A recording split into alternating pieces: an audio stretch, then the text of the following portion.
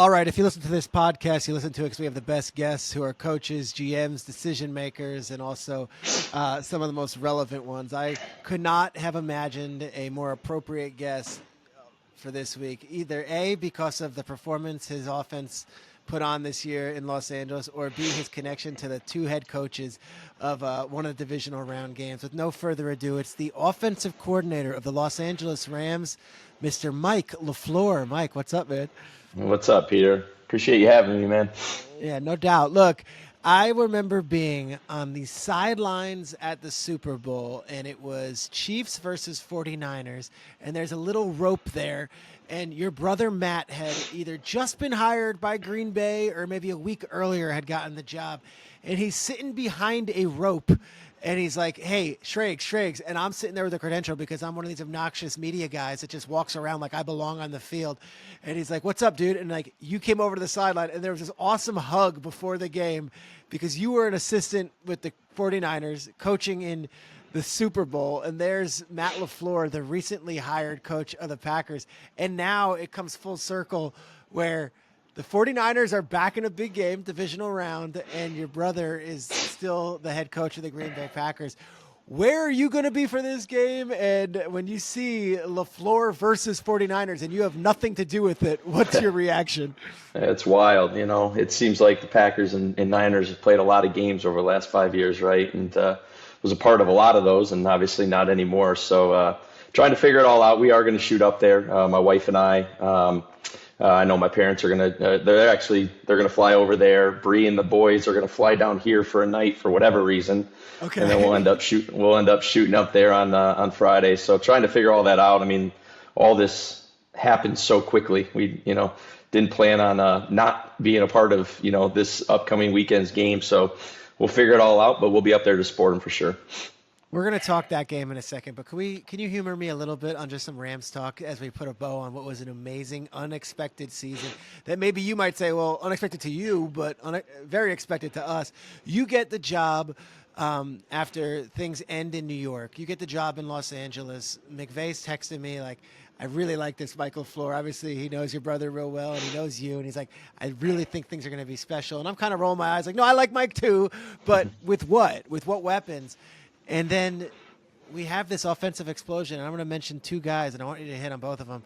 When did you know Puka Nacua was going to have the greatest rookie season from a wide receiver that we've seen in years? Yeah, I mean, to sit here and say that when we drafted him, and then even as well as he was doing in OTAs and training camp to have the statistical year he had, I'd be lying to you. But you did know early on that, one, this kid is extremely mature. Two, he's extremely tough. That was evident from all his film, obviously at BYU, and he fit into this culture right away. He's a man, and what a cool resource he had in Cooper Kupp to kind of lean on to get him up to speed. Obviously, when you have Matthew Stafford as your quarterback, you want to be in the right spot at the right time, and he understood that, and that's part of his maturity. So he stood out right away. OTAs stood out when he put the pads on, probably even more so once we got to training camp. And, it happened right away. He had a great game against Seattle. He ended up having 20 targets in week 2 versus the Niners, which was crazy, catching 15 of them, and he just and it never stopped. And, he's a dude you root for, too, because he's just such a likable guy. And when he puts those pads on, he plays the game the right way. Yeah, we talk about that rookie wall all the time. Like, it felt like it never came for Nacua, and he saved his best for last. He had the most yards for a rookie receiver in a playoff game in the history of the sport on Sunday night. And he did it on 10 targets, 9 catches, and it's like everyone who's watching at home who's watched him all season is like, yeah, that's kind of what we expect from him. Was the game plan going in, let's feed Puka and let's get him the rock? Yeah, I mean, obviously, it's our job to make sure that the best players are touching the ball. But what's when our offense is running at its best, it's not about trying to force anyone the ball. You let the coverage dictate where that ball goes, and Matthew does as good as anyone of spreading that ball around, reading the plays out true. And I think that's why you saw a lot of our guys, particularly that back half of the season with DeMarcus and Higbee making his plays like he always has here. Obviously, Kyren both in the run and the pass game. Cooper's always going to be Cooper. So 2-2. Tutu had a big play. Tutu had a big play, and Tutu was making plays earlier in the year, and continued to. So that's when our offense is doing the best. But again, the best players are going to find a way to touch the ball, and he did. And yet, in the moments, it's like if you had told me in August that Ronnie Rivers was going to be getting key plays in this huge play, all these guys stepped up. I really was impressed with the way the offense played. Yeah, no, it's just a credit to those guys. And again, it all starts with number 9. He is. I heard a lot of good things about him when I came in, and it was almost undersold from people in Detroit. Obviously, how Sean felt about him. Incredible player, incredible quarterback. He's not going anywhere. I won't let him go anywhere. He's got too much good years ahead of him. But he's even a better person to work with. He is just phenomenal, and he's receptive. And you wake up enjoying going to work every day because the building is incredible, but B, that quarterback is he's a joy to work with. Talk about his toughness for a second. Are you serious? We're talking about an NFL in 2023 where, some people say that the rules have changed and that there's, that the guys aren't as tough as they were. Here's Stafford on Sunday Night Football getting stepped on, getting knocked, his hand is completely severed. Just out there slinging, just right back up and keeps going. I thought in a loss, it was the most heroic performance that we've seen in recent memory. He was awesome. Yeah, that's what he is. He's going to get knocked down. He's not Lamar out there running away from, the big guys chasing him in there, but he's going to stand in there with the best of them.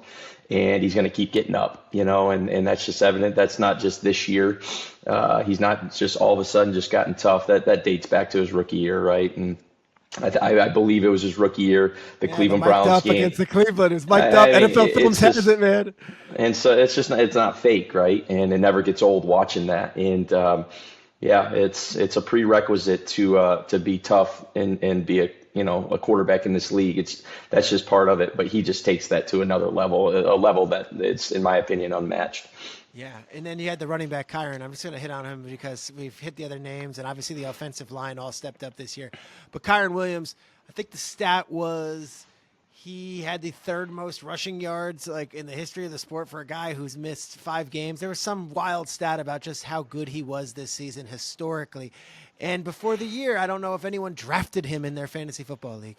Right. No, he's just another guy that, again, he got cut short a little a year ago, right? He was battling some injuries and stuff like that. He's a guy that I know Les and Sean pinpointed that, hey, this is a ram, when they took him in the draft in terms of his toughness, in terms of his maturity. So he kind of fits in that same mold I was saying of Puka, where he just comes to work and he's ready to work every single day. And so what he does on Sunday really isn't that big to us because that's what he does Wednesday through Friday when he's out on that practice field. He's just showing up every single day. He's such an enjoyable guy to be around. He's a guy that again, kind of like Matthew, you want to do your best for him as a coach, and he had a magical run this year, and I think that's his standard. I think I know that's how he's going to approach it, moving forward. I think the Rams are in a very good place. I had Kevin Demoff, the team president, on last week because he was talking about the Jared Goff trade and the Stafford trade and going through it all. And he went through some of those defensive names and then the offensive players. And I just love the way the story went this year. You guys, kind of written off by everyone before this season. And by the end of the year, I think you guys were one of the top 5-6 teams in the league. And if things go a different way, if you make one more play, if you get one call that goes differently, probably still playing today and the team that nobody wants to face. I would just say congratulations to you as a first-year coordinator with this team, taking that offense to new heights. It was really awesome, dude. Yeah, I appreciate it. Didn't plan on being, in my house right here on a Tuesday. Was hoping to keep this thing going. Like you just said, it's credit to Detroit. That was what a great game that was. Cool. And it was an incredible atmosphere. Had a lot of, all my family basically still lives in Michigan, so we had a lot of Rams fans there that just had to make the drive over from Grand Rapids and Kalamazoo, but. Hey, when you don't score touchdowns in the red zone, that kind of was the story. We were 0 for 3 in the red zone. We were 4th in the league going into the playoffs, but none of that stuff matters if you don't get it done on that day. And I thought our guys played great. They played tough. They were in the fight all day, and they made one more play than we did. You know me, I'm watching it, and Stafford's throwing for 362, and Nacua's got 9 cat 100.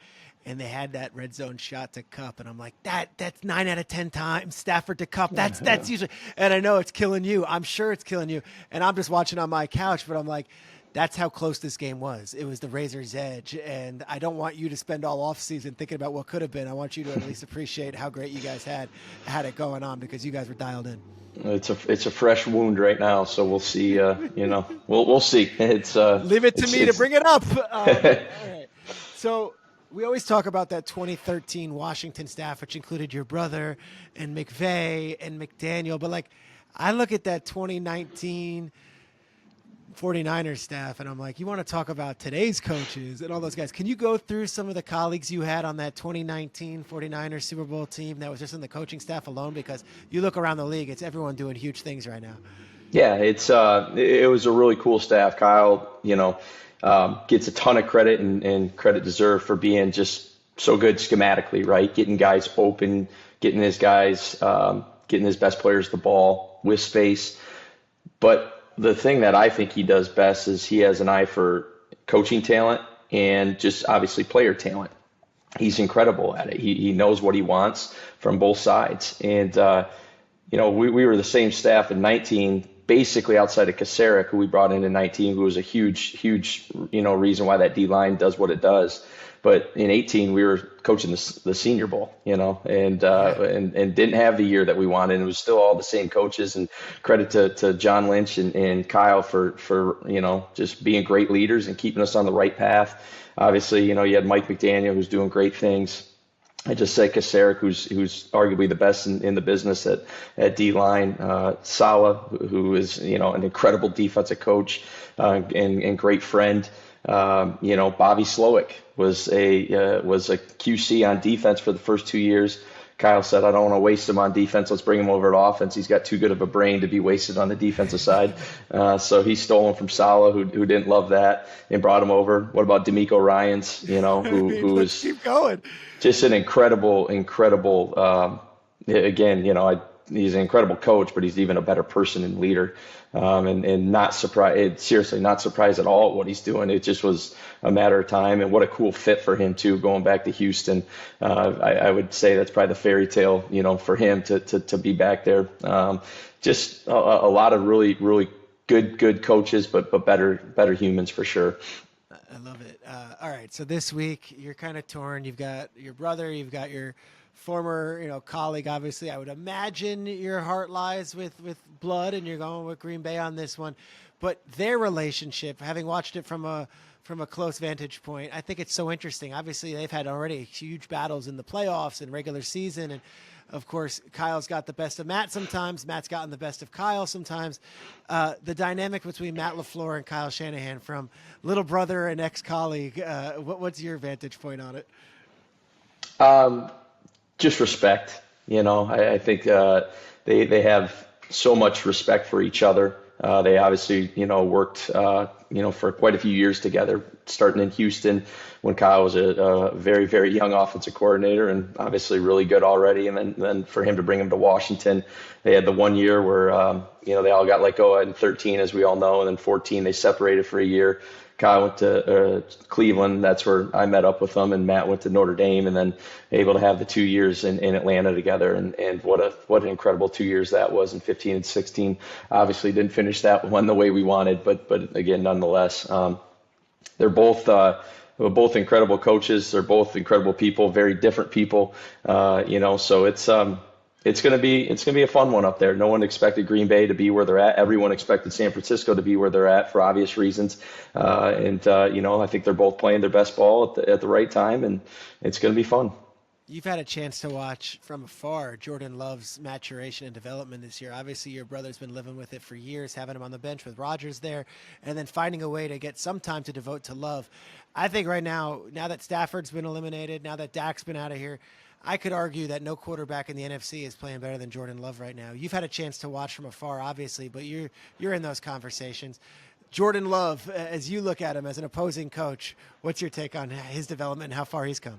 He looks like he has just great command out there. You can just tell the game has slowed down for him so much, and that's that's a fun spot to be as a player, and let alone a quarterback, And so you've been able to see it not just from week one to now, but really kind of somewhere in that middle part of the year. It felt like it started when we played them in early November, right before our bye week, where you could feel that it just was starting to look right. And then I know when we were on the bye, I was able to watch the Green Bay Steelers game, live, because you don't get to see many games live, obviously, because you're preparing for your own. And they didn't win, but it looked right on offense. It just See, that's interesting, because everyone circled that game and was like, "That's the end of the end of the Packers season. Like, they lost to the Steelers, it's over." And yet you saw it, and you're like, "Wait a second, I see something here." it looked right. It looked right you could tell Matt was calling it in an aggressive way. And usually when the play caller's being aggressive, it's because he has so much trust in all his players, but more importantly, his quarterback. And I think that's probably the biggest thing, if you ask him, is Matt trusts him because Jordan's playing that way, and he's playing aggressive, and he's playing smart, and it's been cool to watch. And I know, and Matt's been on record. I don't know Jordan. I've talked to him probably once, but I know Matt really roots for the human. He really likes the guy, and the teammates really like the guy, and so that's what's really been cool to see from afar. It's really neat, that whole story of the Packers. They are so young. So here we have all these established teams. Packers are the youngest team to ever win a playoff game. Your brother takes a whole different crew of guys on offense and overnight almost package them together, and here we are, they're sizzling. When you were talking to Matt over the summer, did you think he had an idea that there was a shot that Dontavian Wicks and Jaden Reed would be leading them to the divisional round? I'll be honest, it seems like every week there's new guys out there. I don't even know where some of them, like Bo Melton showed up in week 17 and is now like a go-to guy. Right, and whoever's out there, it's just working, and that's kind of what I mean, where it just looks right, it looks like just a well-constructed, well-orchestrated, and again, a lot of credit to Matt and the coaches, no doubt, but quarterback is in command out there, and he's comfortable, and everyone else is following suit. Really, really cool to watch. I say with great confidence that I believe, and you don't have to be bashful, I believe you'll be a head coach in the NFL at some point, and if it's not getting interviews this year or getting a job this year, it will happen for you because you're already respected as one of the best offensive minds in the game, and that'll happen. When you look at Sean, and you look at your brother, and you look at Kyle, everyone always says, well, they run like the Shanahan offense or whatever it is. There are different intricacies between the three, though, right? And you could spot them out. You can identify, like, here's what this one does better than the other. Here's what makes this one unique from this one. You've had a chance to obviously be with those guys for many, many years in conversations, both in the building and I'm sure, at a dinner table or at a bar or wherever you guys are hanging in the off season. Yeah, I mean, it's you could say that the nuts and bolts of the offenses are similar, in some aspects, but they all go within their own personality, and we could talk for 3 hours about this, about where the differences I would are. Honestly, to be honest, Mike, I'd like to write a book on this. Like, I feel like this is like the coolest stuff going in football right now, and seeing the three offenses this year was really neat. Yeah, and then throw McDaniel in there in Miami, and here's what I'll say, that I feel like, let's just say those four teams is it's fit to the players. Whatever your players' skill sets are, that's where the offense ends up going, and starting with the quarterback, but also the skill around it. So because we can all run this system or whatever the system is, but if it doesn't fit with the players that you got, then it doesn't really matter, and so we fit ours in a way where, hey, we're going to use Puka's big body as a fullback sometimes, and Cooper's toughness and smarts as a fullback sometimes back there, because that's really what they are at times, which opens up the run game, which opens up the play pass and all that. So again, that's probably a conversation for another day. Maybe somewhere here in LA on the beach or something. Yeah. We can get together for a few hours and talk about it. Kyle, as like the coach who has spawned, with you and with McDaniel and of course with your older brother, has Kyle's offense changed over the years? Do you see it as you study that 49ers tape, saying like, well, this is a different offense than the one that I was coaching a couple of years ago? Yeah, it has. It's evolved, and I think with a guy like Christian, McCaffrey, they're doing a lot of things where they're not in empty, but they're in empty because of where Christian lines up with. Sean and I call it, he's in Jumanji out there. Like he's not on the ball, but he's like outside the core, 5 yards off, and it's like, what are they What bringing is him he in? doing? What is it? Something's going on over there, and maybe he's a decoy, maybe he's not, and that's a guy that, again, that in 2017 when we went to the Stanford Pro Day, Kyle loved him. We all loved him, obviously, and we had the won't even get into the draft and how that all unfolded, but he ended up in the long run getting him, He got there. and he got there, and he probably got there at the right time, and so it's unique to watch, but yeah, that Kyle's always evolving, and the defenses have evolved so much since the play pass days of 2015 and 16 with Atlanta, and even early when we first got to San Francisco, people aren't letting you get over top as much anymore, and so now it's exploiting the intermediate levels of the defense, and I like to feel that we do it as well as anyone, our kind of group of coaches. Yeah. What is the off season like tape for you? Is it you study NFL? Do you study college? Are you one of these guys that will go into a hole and just start learning everything around the league? Or are you more, here's what we do, here's how we have to get better, here's our personnel? I'm always fascinated because you talk to these coaches and a lot of you guys on the offensive side of the ball, it's, hey, did you see what Eastern Kentucky did this year? Or it's, did you see what they do out in Boise State? It's interesting. And I know that some people curate that stuff online, but we as fans and me in the media, like I don't necessarily have that same nose for it as the coaching stat world does. What do you do over the offseason to get better and hone your skills? Yeah, unfortunately, the off season is here, and it was, last year getting here because again, it's not the offense we ran in New York or it's not San Francisco. I had to learn this system, and what the intricacies of this one is, and so there was less studying last year on other teams. It was more, okay, what do we got?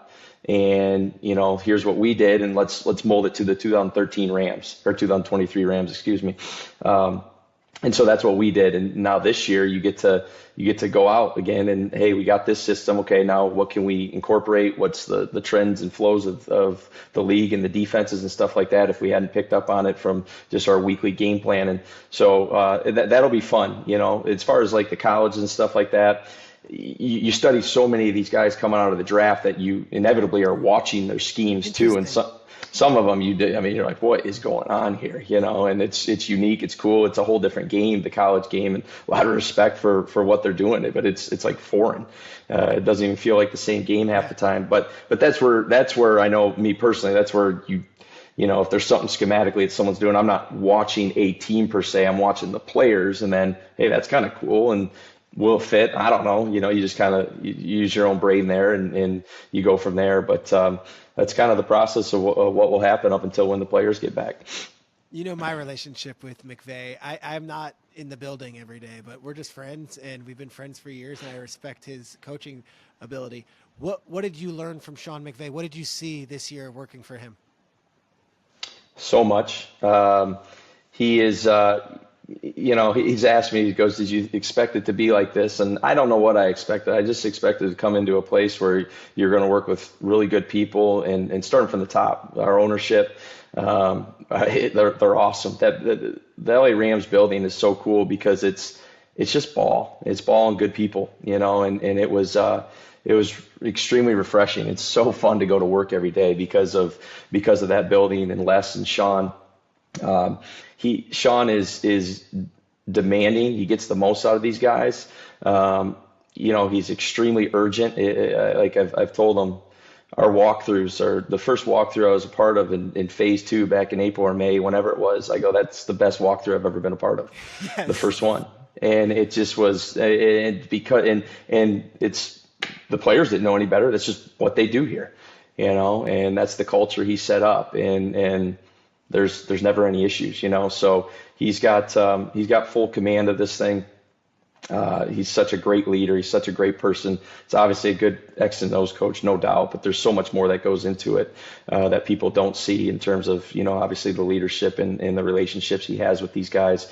And it was really cool. I don't know what happened here in the past. Obviously, I just know they won a lot of football games, but I know he's having a lot of fun, and that's That's cool. That's really cool for me, and I think all the other coaches to watch him having fun and really enjoying this thing.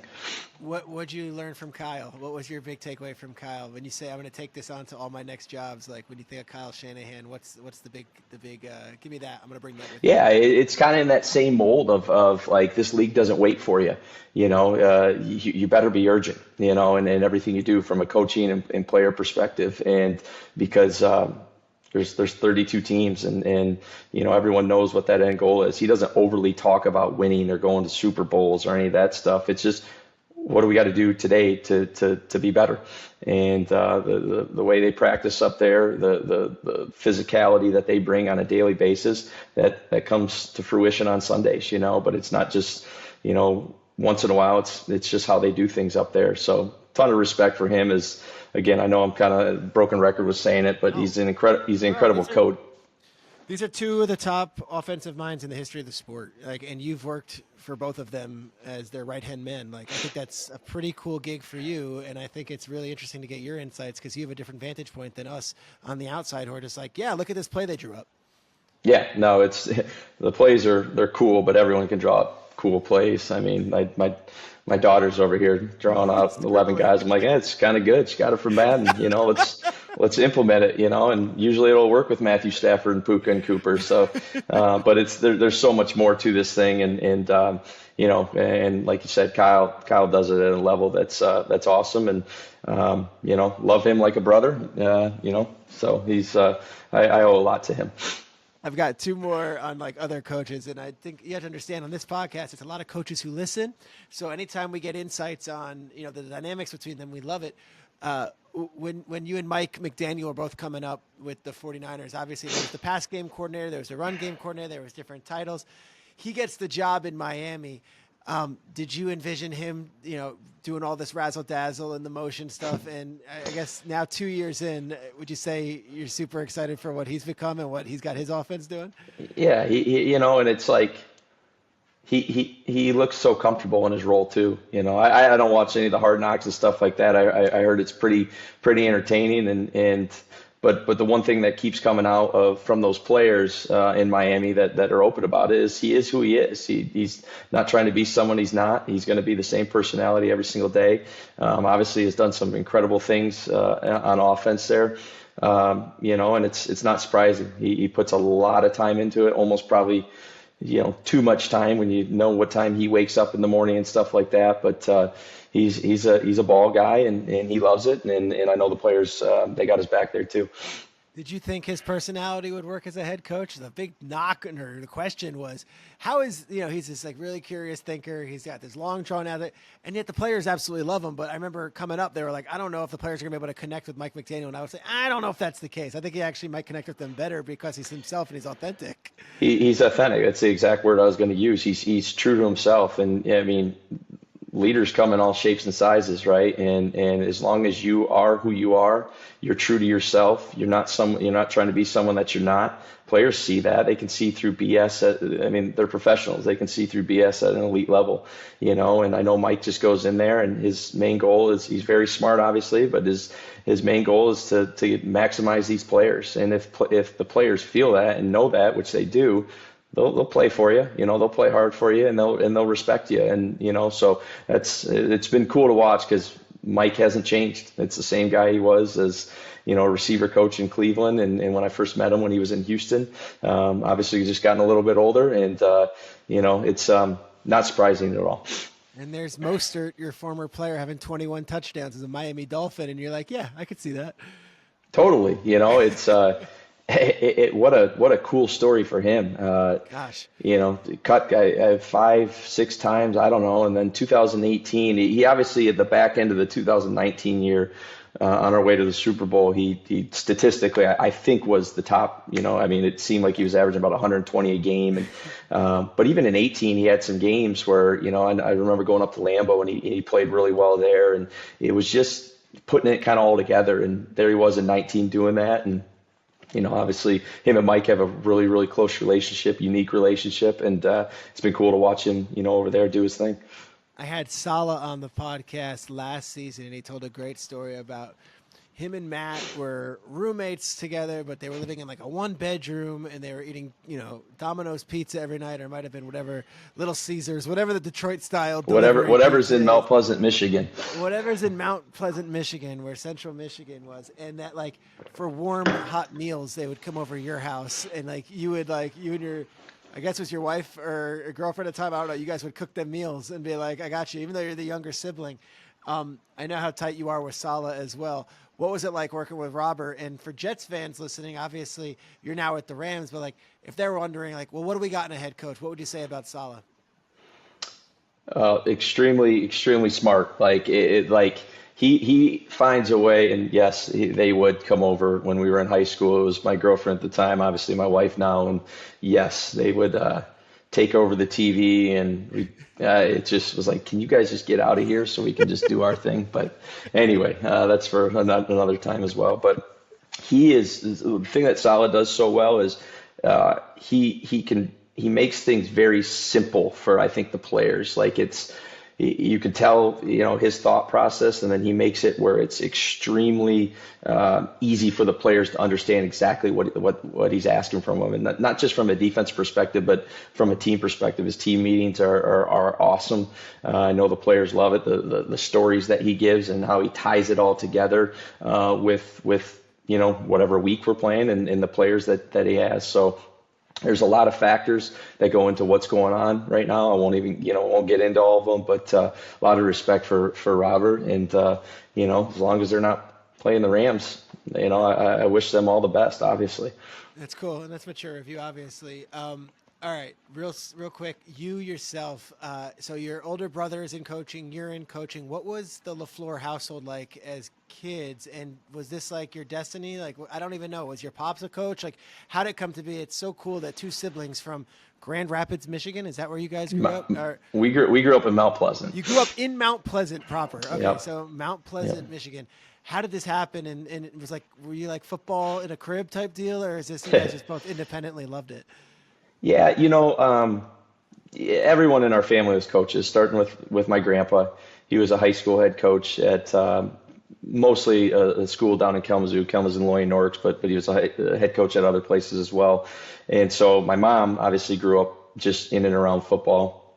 And then when she went to Central Michigan, my dad was there playing, and obviously started dating, got married, and da-da-da. And then my dad, once he got done playing, ended up coaching at Central Michigan for 20 some odd years. And so that's what we grew up doing. I got asked, because we were going into Ford Field, how many Detroit Lions games I went to. I went to 0 growing up because my dad was coaching at Central. And so we didn't know anything better than Saturdays and MAC football. That was before MAC was played on Monday through Friday. It was Saturday 1 o'clock games, and it was this fun. Like Dan Lefevre? Like, who are we talking about? Like, I go It's back oh, or it's before it's that? it's even before that. Long before J.J. Watt. We're talking. Yeah. Oh yeah. This is gosh, I couldn't even give you some of the names, but Brian Pruitt and Joe Youngblood, and Matt would actually probably be the one better, because my dad got let go when I was in 5th grade, but Okay. but in which my brother was a senior, so he had all 18 years, you could say, of being there on the sidelines with my dad, It's and Chippewa football. Chippewa football, and that's who was your favorite team? Michigan? No, Central Michigan. That was Hell yeah. that was I love the only team, and so and then when he got let go, he ended up being the high school head coach for a few years, and then an assistant and stuff like that. So never had to move. Matt and I grew up in the same house. What and a blessing, then, right? As you and Matt have jumped from place to place, just pursuing a career, which is all noble and it's been great. What a cool deal that you guys grew up in the same town in a coaching life. It's unheard of. Same house, same town, so you had the same friends, and like we were just saying, I met my wife in Mount Pleasant. We started dating in junior high, and had a little hiccup there around 8th grade or something like that, but got back together in early high school. And That 8th grade dance was intense, though. Like, a you lot know of what I things mean? happen. There's a lot of drama. There's the other. Yes, I get it, dude. Had to figure some things out, obviously, but we started dating again in high school, and ended up going to college together and got married and da-da-da. So her dad actually played at Central Michigan when my dad was coaching there. Naturally. So Naturally. he was a receiver back in the day when they put their hand in the dirt there in the 70s and 80s. So Yeah. It was, yeah, it was really cool though. We got to be in that same house, and ironically, Matt finally moved them out of there a year ago, and they're obviously retired.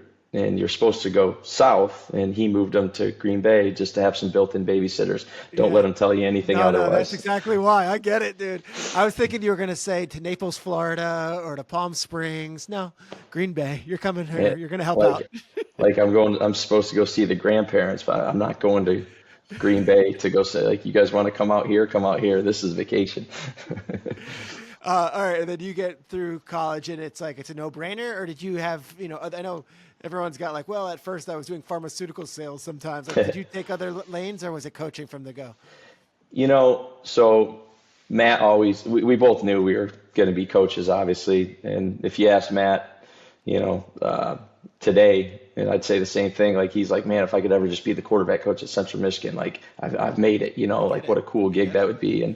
And so I mean, there was no aspirations of anything other than just trying to be the best you can be, and wherever you land up, make it the best you can. And when I got to college, I went to a Division III school in Chicago called Elmhurst, Okay. and it was not state tuition.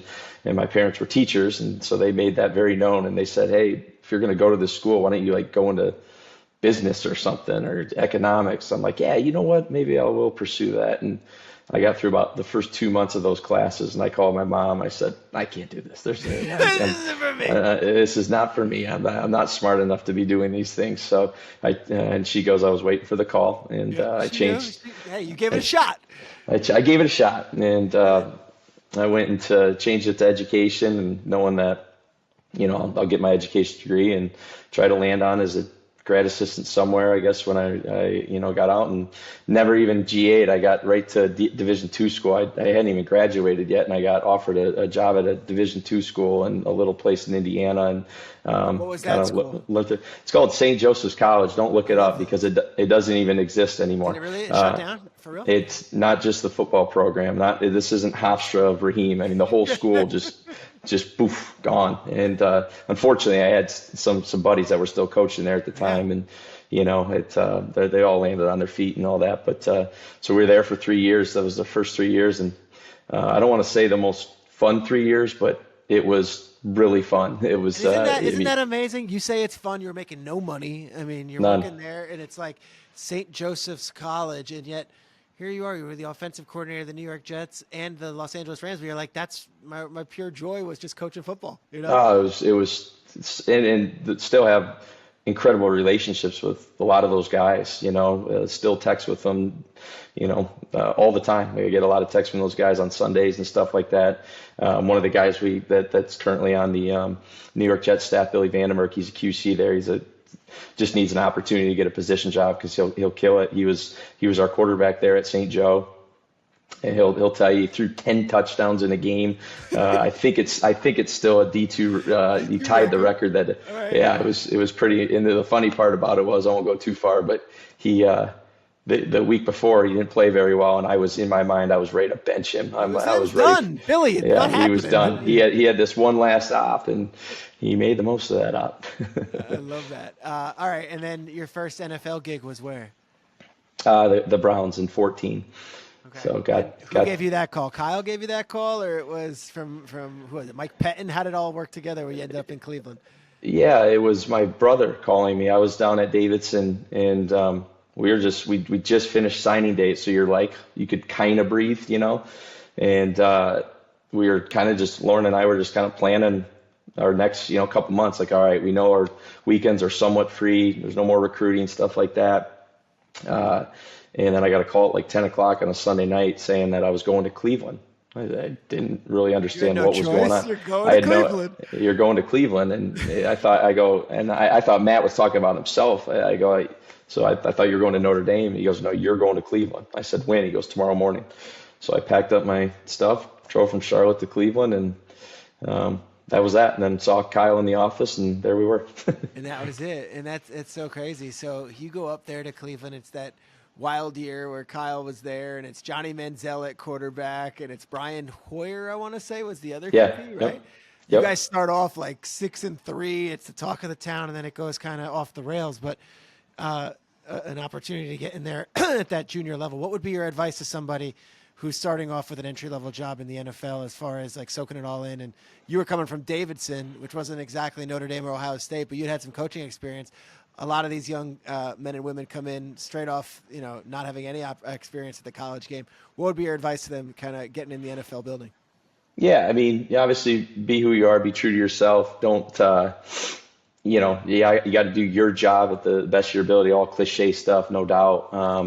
But the other thing is like kind of know your role too. Like keep your mouth shut a little bit too. When, you all got great ideas. I'm sure Kai probably annoyed Kyle talking too much about what we were doing in college. Would you be that way? Would you be like, hey, look what we did at Davidson? Let me show you this I hope play? no. I probably did one or two times, and he probably looks back at that. But I don't know. But it's hard to get your foot in the door, no doubt. But when you do, you just obviously like you do anything else in life, you go attack it and you be the best you can be, and stay in your lane when applicable, and then go from there. All right. We're going to wrap, but before we do, I just want to, thank you. I think you're an awesome coach in your own right, and then now you've got this opportunity to go watch your brother play Kyle. I think they've faced in the playoffs 3 times so far, right? I mean, you guys beat them twice back-to-back years, and then they went up to Lambeau and the Niners beat the Packers. So this is one of those games where this will be the third because we beat them twice in 19 in the regular season, and then the playoffs. And beat them in the playoffs. And then in 21, after the first year in the Jets, we had, ended up going out to Lambeau, and that was that night game that Robbie hit Kyle has Trent Williams running in motion like he's a wide receiver, and they beat the Packers. As you look at this one, this is the first time where Matt's the big underdog, and it's always been Rodgers coming in. You look at this game, like your brother, you got to be so proud of what he's done with this group. As they've won 14 games in regular seasons, and he's been awesome and won all these games. But like this has been a really cool season for your older brother. It's been really fun. It's and I know he is. I don't know if he's having the most fun he's ever had, but it sure seems like he's, just absolutely loving going into work every day with these guys, these coaches. And like we were saying, I mean, it's a lot of guys stepping up. They don't even know any better, right? I mean, all these guys that haven't played in these big games, they're just out doing their thing right now. And what a credit to these players. And again, what Jordan's done, it's been really fun to watch from afar. Is there a vacation after the season where the families get together and maybe you invite Salah, maybe you invite Kyle, maybe Sean McVey gets an invite this year? Like, what's the hang session in the downtime, and who is the crew? Yeah, it's last year was wild with everything going on, but ended up we had a really fun one. We went to the Bahamas with Raheem and Nikki and their kids who are the same age as my kids, and then obviously Matt and Bree, their 2 kids were down there. So we ended up doing that. That was awesome. We always kind of get together. Sean's going to have a little bit of a different off season than he's used to. A little JJ in the mix. Yeah, I said get used to your house, buddy, because you're not going to be leaving there as much, It's funny. McVey and Veronica used to go to Cabo right after the season, and they would go to like the Maldives, or they'd go to the French Riviera. I'm like, you've got a 5-month-old? No, buddy, enjoy being at home, my friend, and go find something on Netflix. I think it's going to be more like Santa Barbara trips, which again, let's not act like this is a pretty cool place down here. So, we'll end up getting somewhere. Right now we'll get there next week, and at least I'm so happy it's up at Levi's as opposed to Lambeau. As much as Matt would probably rather have it at Lambeau, I'm happier it's up there. I hear you. Mike Lafleur, this was awesome. We're going to have you on again in the offseason. We'll do a deeper dive. We'll go through everything. But I love that you would hop on, especially a couple days removed from what was A, heartbreaking loss, but B, like, dude, an awesome football game. And I know the wounds are fresh, but I think you'll be able to appreciate that in the months that come. Yeah, well, I appreciate you having me on, and should be a fun weekend of games, huh? All right. Lafleur versus Shanahan, part 4? Is that what we agreed on? Yeah. Or 3? Something like that. I don't know. 4 or 5. We had a COVID game too, but everyone's just kind of, it's vanished out of everyone's. It was a Thursday night COVID game. I remember that one. That was it. That was all right. Mike, I appreciate you, bro. Thanks so much for joining the podcast. Thanks, Peter. Appreciate you, man.